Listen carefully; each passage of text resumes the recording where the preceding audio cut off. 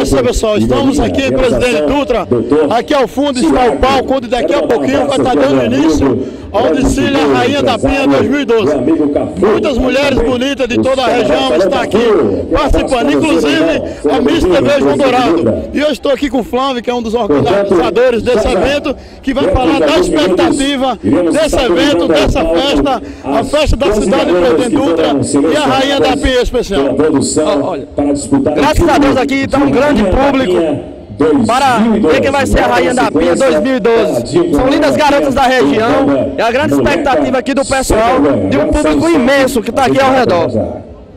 Pronto, valeu, Flávio. Queremos agradecer a sua participação e daqui a pouquinho já está tudo pronto para a grande festa da noite, a festa de gala que concentra aí 3 dias de festa do aniversário da cidade de Presidente Dutra e hoje a festa da Rainha da Pinha. Daqui a pouquinho aqui você vai conferir tudo na TV João Dourado.